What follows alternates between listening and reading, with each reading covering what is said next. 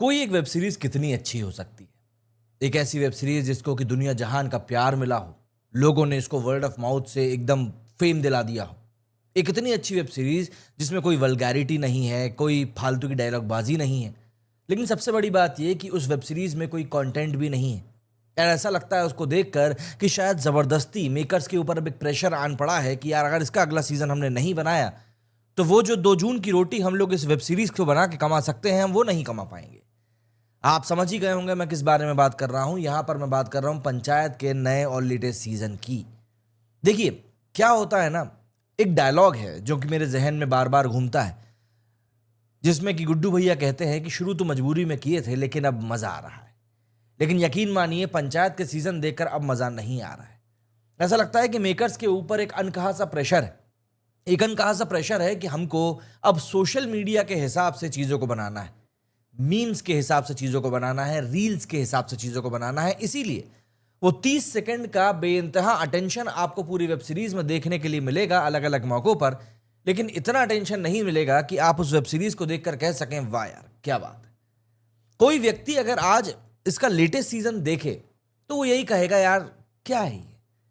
लेकिन अगर उसका फर्स्ट सीजन कोई आज भी बैठकर देखे, कोई दोबारा भी बैठकर देखे, तो यही कहेगा यार क्या है ये। जो क्या है ये कहने का जो डिफरेंस है ना, बस वही नई वाली वेब सीरीज के रिव्यू को एक तरीके से संक्षिप्त में आपके सामने रख देता है।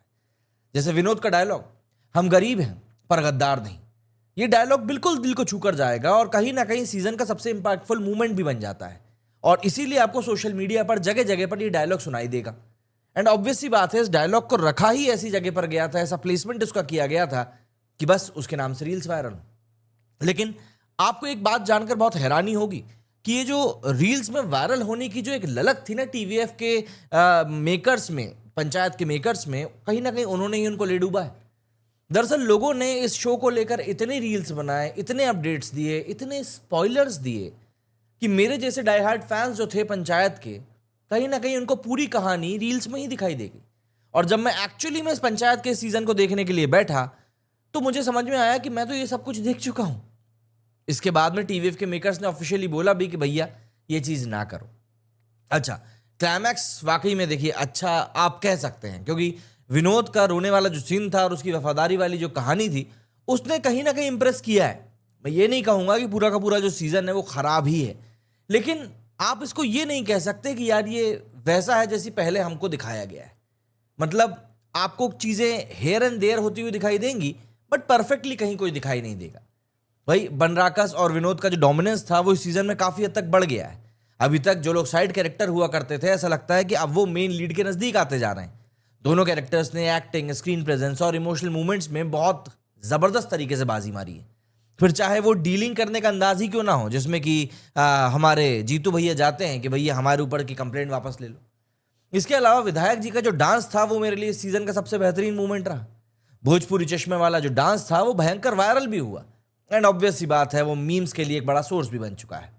लेकिन सीजन 4 में कहीं ना कहीं पुरानी सादगी और गांव की सियासत है, पर नयापन और फ्रेशनेस की कमी आपको इतनी ज्यादा महसूस होगी कि आपको लगेगा कि क्या भैया यहां पर भी सूखा पड़ गया क्या। वहीं रिंकी और सचिव जी की जो लव स्टोरी है वो गांव के माहौल के हिसाब से भी काफी ज्यादा स्लो है। 4 सीजन्स में कोई प्रोग्रेस नहीं, जो फैंस को कहीं ना कहीं फ्रस्ट्रेट कर रही है। और जितनी लव स्टोरी दिखाई दे रही है, ऐसा लगता है हम आपके है कौन वाली चोरी छुप के मिलने वाली जो पूरी कहानी है, बस वो अपनी ही रफ्तार से आगे बढ़ रही है।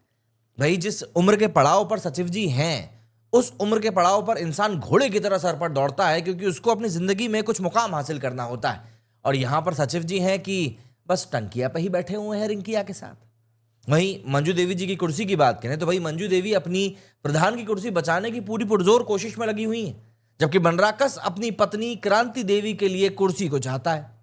एंड भाई सत्ता की लालसा ही ऐसी है कि इंसान खुद भले ही कुर्सी पे काबिज ना हो पाए, लेकिन वो अपनों को कुर्सी पे बिठाना चाहता है जिससे कि उसका काम चलता रहे।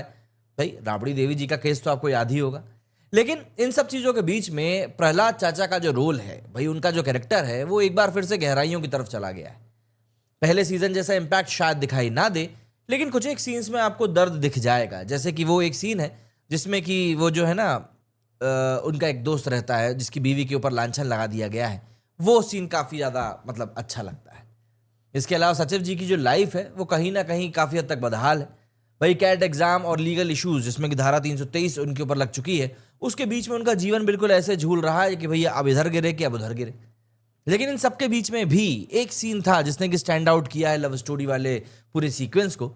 रिंकी और सचिव जी के जो मतलब ये एक जो सीन्स थे उन सब में वो एक मफलर वाला जो सीन है वो बहुत ज़्यादा मतलब आपको बहुत अच्छा लगेगा, लेकिन ज़्यादा बड़ा नहीं है। बस बात वही है कि रील के हिसाब से एक सीन बना दिया गया। इनके अलावा क्रांति देवी के रोल को इस बार बहुत ज़्यादा स्ट्रॉन्ग कर दिया गया है। मतलब बनराकस की पत्नी के कैरेक्टर से इस बार उनको कुछ ज़्यादा ही मिला है, कुछ ज़्यादा पावरफुल और काफ़ी ज़्यादा इम्पैक्टफुल मिला है। और उनको देखकर एक्चुअली में ऐसा लगता है कि अब शायद वो अपने अपने उस एक कोकून से बाहर निकल कर आ रही हैं और अब उनको वो इम्पैक्टफुल रोल्स भी मिल रहे हैं जो शायद उनको मिलना चाहिए थे। मतलब इस एक वेब सीरीज़ की सबसे अच्छी चीज़ बस यही है कि यहाँ पर हर एक कैरेक्टर को जिस तरीके से धीरे धीरे डेवलप किया गया, वो डेवलपमेंट शायद अब अच्छी स्टेज पर आ चुका है और इसलिए सबको स्क्रीन प्रेजेंस मिल रही है। बट वही होता है ना कि हम जब चीज़ों को डेवलप कर देते हैं, जैसे हम अपने आसपास भी देखते हैं, जब हम चीज़ों को डेवलप कर देते हैं तो कहीं ना कहीं वो हरियाली को हम ही लोग खो देते हैं। और उसी का नतीजा है जो आज की तारीख में हम भुगत रहे हैं। भैया रोडें अच्छी हो गई हैं लेकिन पेड़ गायब हो चुके हैं, डेवलपमेंट का एक खामियाजा है। इसके अलावा शो में हल्की फुल्की कॉमेडी और गांव की सादगी तो है, पर ये कहना गलत नहीं होगा कि वो पहले वाला मज़ा जो है कहीं ना कहीं अब फीका पड़ चुका है। मतलब वो एक धीमे से मारा गया चुटकुला, वो दोस्तों के साथ बैठ के पीने वाली शराब, इन सब चीज़ों में जो एक सादगी सी थी ना, वो सादगी कहीं ना कहीं अब खो सी रही है। और उस सादगी को हटाकर ऐसा लगता है कि अब टेंशन सी आ चुकी है। टेंशन कि भैया कुर्सी कौन जीतेगा, गोली कौन चलाया है, बहुत सारी चीज़ें हैं। लेकिन ये जो टेंशन है ना, ये पंचायत की आत्मा को कहीं ना कहीं झकझोर रही है। फिनाले में कहीं ना कहीं वो धमाकेदार ट्विस्ट भी मिसिंग रहा जो पहले के सीजन्स को यादगार बना देता था। और हर बार की तरह इस बार कोई सवाल हमारे सामने ऐसा इम्पैक्टफुल नहीं छोड़ा गया है जिसको लेकर आपके मन में विचार रहे कि यार ये क्या हो गया। इन सब के अलावा पहले सीजन्स के जैसे कोई वायरल गाना, जैसे पिछले हमने ए राजा जी सुना था, हिंद के सितारे सुना था, इस बार इस तरह का कोई गाना नहीं है। तो ऑब्वियस सी बात है काफ़ी हद तक चीज़ें आपको मिसिंग लगेंगी ही लगेंगी। एंड ऑब्वियस सी बात है, मैं जो आपको इतनी मिक्स्ड बातें बता रहा हूँ तो फैंस का रिएक्शन जो है वो भी मिला जुला ही आया है।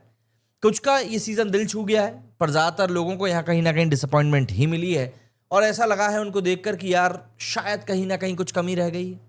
खैर, इस सीज़न को आप कितना ही बुरा कह लें, उसके बावजूद भी आप इसको 3 स्टार तो 5 में से दे ही सकते हैं। लेकिन कहीं ना कहीं मेकर्स को इस बारे में ध्यान देना पड़ेगा क्योंकि अगले सीज़न का कमिटमेंट ये लोग पहले से ही कर चुके हैं। तो इस चीज़ की तरफ ध्यान ज़रूर देना पड़ेगा कि ये चीज़ जो एक बहुत बेहतरीन सा एक आपके पास में प्रोडक्ट के तौर पर है, उसके साथ आपको जस्टिफिकेशन करना है। बनाने की जल्दबाजी में आप कहीं कहानी के साथ कुछ गलत तो नहीं कर दे रहे हैं, इस बात का भी आपको ध्यान देना पड़ेगा। इसीलिए ये बात तो माननी पड़ेगी कि 3 स्टार तो दिए जा रहे हैं, लेकिन ये 5 आउट ऑफ 5 वाला सीज़न हो सकता था जो कहीं से कहीं तक भी बन नहीं पाया। तो अब अगर आपने इस सीज़न को देख लिया है, इसके दर्शन आपने कर लिए हैं, तो अब आप मुझे अपने मत बताएं कि भैया आपको कैसा लगा ये। बाकी मेरे इस वीडियो में फिलहाल इतना ही। जय हिंद, जय भारत।